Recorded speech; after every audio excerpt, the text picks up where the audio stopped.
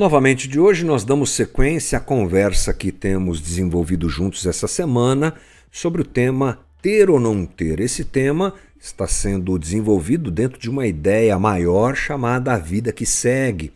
Na vida que segue, nessa série, estamos falando sobre coisas do dia a dia, da realidade humana, já falamos sobre sofrimento, sobre culpa, e agora estamos falando sobre ter ou não ter. Vamos fechar essa conversa hoje e nós já chegamos à conclusão, juntos aqui diante do texto bíblico, que nem ter e nem não ter é alguma coisa que resolve a nossa existência, já que esses são dois pilares que frequentemente são usados para buscar a solução que cada um de nós busca, não é? O transcendente, a resposta, o ser, o reconhecimento, essa coisa toda acontece por esses dois caminhos, o ter e o não ter. Já conversamos anteriormente sobre isso, entendemos que ter pode se tornar um perigo, mas não é um perigo em si, porque tudo depende do coração. Não ter também não pode ser indicado como caminho adequado e único para uma transcendência ideal, para uma relação com Deus de forma ideal, não é? Porque não é o fato de se ter e nem o fato de não se ter em si que resolve a questão, mas o coração. Como nós lidamos com isso? Na continuidade da minha conversa com você hoje, eu quero falar sobre a perspectiva de Paulo nesse aspecto. Vamos para Romanos 11, pensar nessa relação fé e vida material, observando o que Paulo fala. Nossa espiritualidade é baseada no texto bíblico, gente. A gente entende que o texto bíblico é a revelação de Deus para nós em todos os aspectos da humanidade, em todos os aspectos da existência humana. E é claro que esse aspecto que é tão importante não deixaria de ser contemplado no texto bíblico. É só a gente fazer uma leitura adequada sobre a coisa que a gente chega lá. Então vamos lá. Romanos capítulo 11, versículo 33 diz assim: como são grandes as riquezas, a sabedoria e o conhecimento de Deus. É impossível entendermos as suas decisões e caminhos, pois quem conhece os pensamentos do Senhor? Quem sabe o suficiente para aconselhá-lo? Quem lhe deu primeiro alguma coisa para que ele precise depois retribuir? Pois todas as coisas vêm dele, existem por meio dele e são para ele. A ele seja a glória para sempre. Amém. Bem, o que nós encontramos aqui é uma descrição de Paulo sobre características de Deus. Quem é Deus?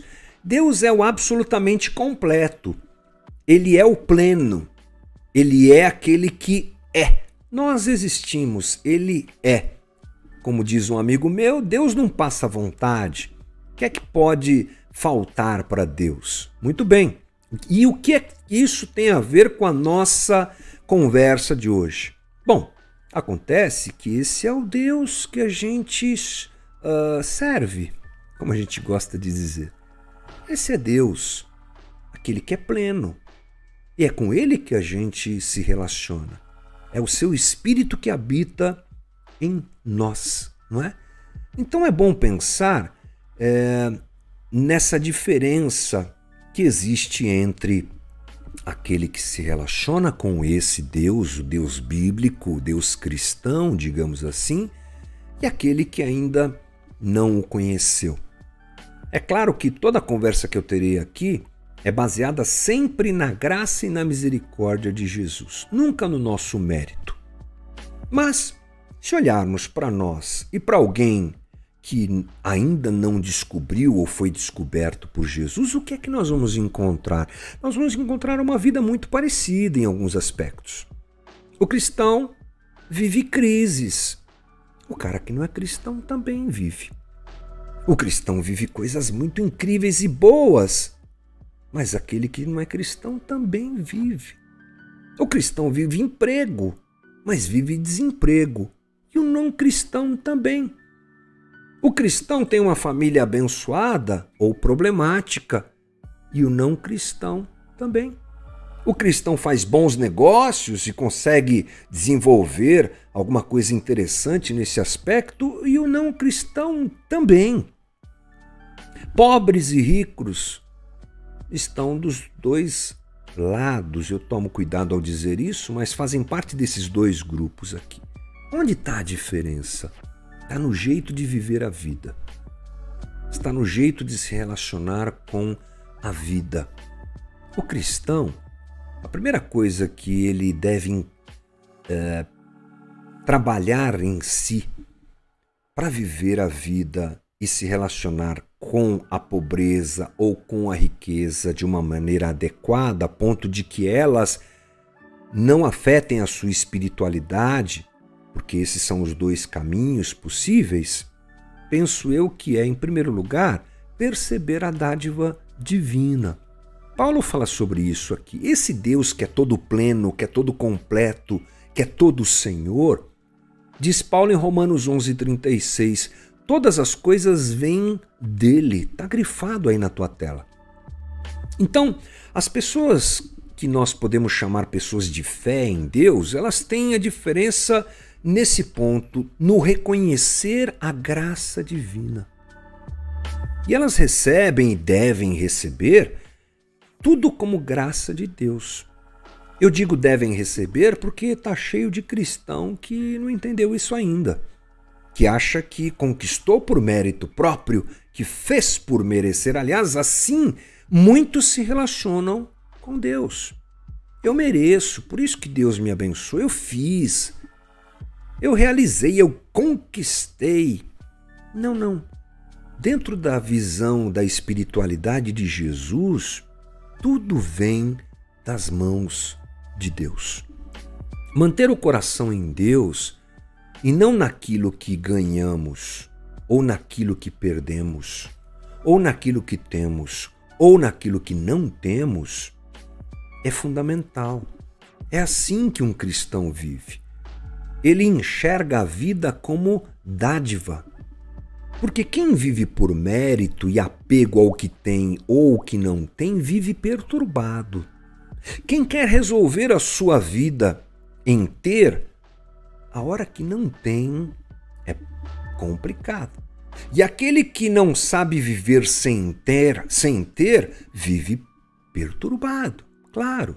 Eclesiastes, o Salomão diz assim, também é bom receber de Deus, Eclesiastes 5,19, também é bom receber de Deus riqueza e boa saúde para aproveitá-la, alegrar-se com o seu trabalho e aceitar a parte que lhe cabe na vida são, sem dúvida, presentes de Deus. É ser uma pessoa resolvida, grata pelo que recebe ou pelo que não recebe. Interessante que muitas pessoas ricas, elas vivem um problema, elas perdem a vida para conquistar o que conquistaram.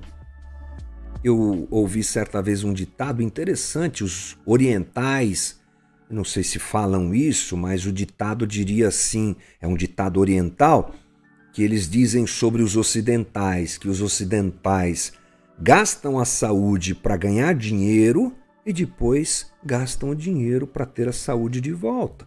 A gente é mal resolvido, né, em muitos aspectos. Então, muitos ricos não conseguem viver a vida muito bem, porque o apego que tem àquilo que tem, que conquistaram, que alcançaram, domina o seu coração, não conseguem dormir bem. Jesus fala sobre isso. E às vezes, aquele que é pobre, necessitado, também não consegue viver porque ele se torna uma pessoa rebelde diante da sua situação. É óbvio que o ser pobre, o passar dificuldade, é algo que ninguém gosta e não é bom para ninguém. Nós, como cristãos, devemos entender isso e socorrer quem precisa. Mas muitas vezes nós mesmos somos atingidos por situações assim. E onde está então a solução? Nem em ter e nem em não ter. Segundo Paulo, é essa relação que aponta Deus como o princípio de tudo, o doador de tudo, aquele que gera a dádiva para nós em tudo, é que aquieta o nosso coração. e a gente vive tranquilamente a vida, ou melhor a vida. Perceber a graça nos dá outra visão da vida é importante. Descansamos em paz, desfrutamos do que o Espírito Santo também nos dá, né? Que Deus nos dá sem culpa.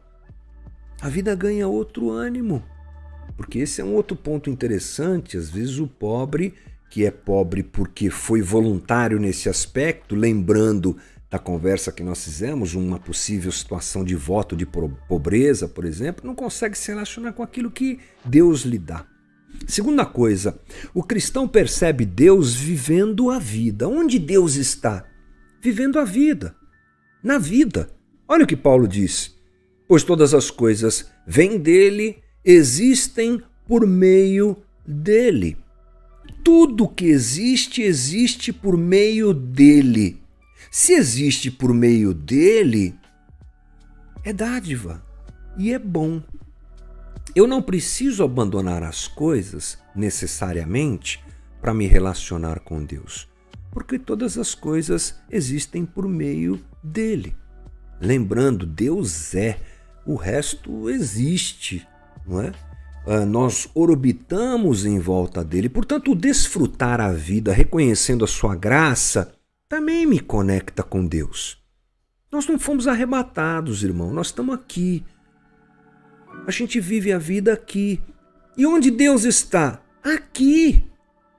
É nesse entender que tudo existe por meio dele que me dá tranquilidade em viver nesse mundo sem rejeitar o que Deus me dá, sem rejeitar a criação que nos cerca, sem rejeitar aquilo que chega até a gente ou que nos é tirado, depende do momento da vida.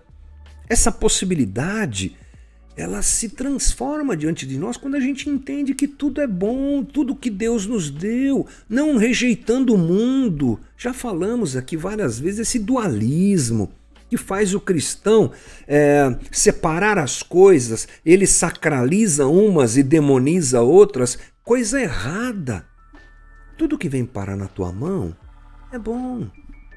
E a gente santifica no viver, usa aquilo de forma adequada.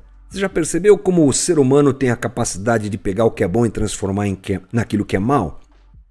Tá aí a internet para falar sobre isso. Tá aí a tecnologia para nos comprovar isso. Tudo. Tudo.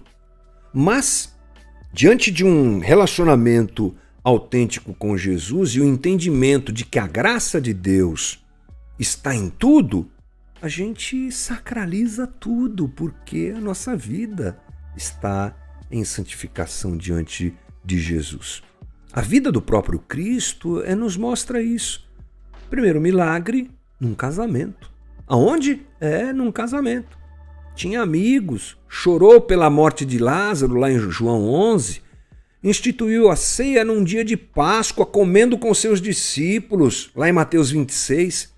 Está comendo com um homem importante, Lucas 7, não é? E recebe o presente de uma pecadora, está no meio de um jantar, convivência, vivendo a vida, andando com os discípulos. Portanto, a gente entende aqui que é importante nós nos relacionarmos com Deus, vivendo a vida e não tentando encontrar vida nas coisas, mas no viver a vida e o andar com Deus.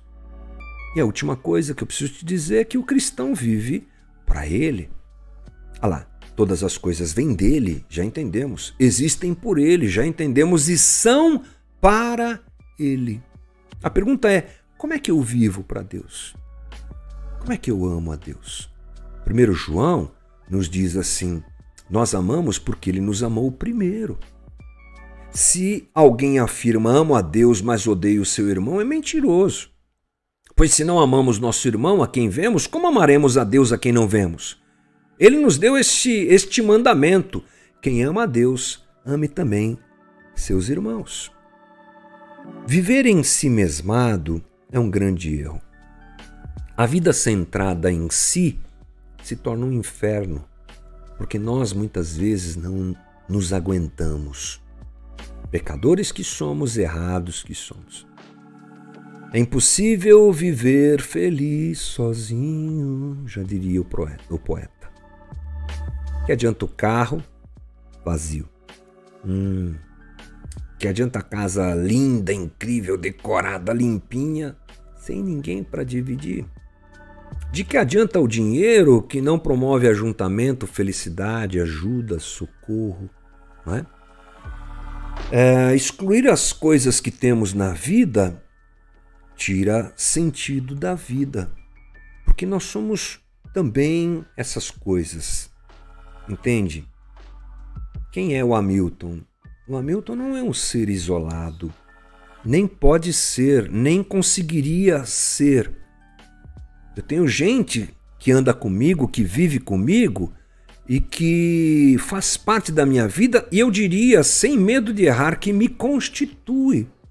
Gente que me constitui. Algumas coisas me constituem. Claro que a gente não é definido pelo que a gente tem, mas elas fazem parte da vida da gente. Sim, a vida está em Deus. Ela vem de Deus. E Ele nos dá a oportunidade de dividirmos a vida. É disso que Paulo está falando. Assim, o ter ou não ter que determina a minha vida e felicidade só é real quando eu entendo que todas as coisas vêm dele, por meio dele e são para ele. Ter ou não ter passa então a ser secundário, porque eu estou andando com Jesus. Eu sou discípulo de Jesus.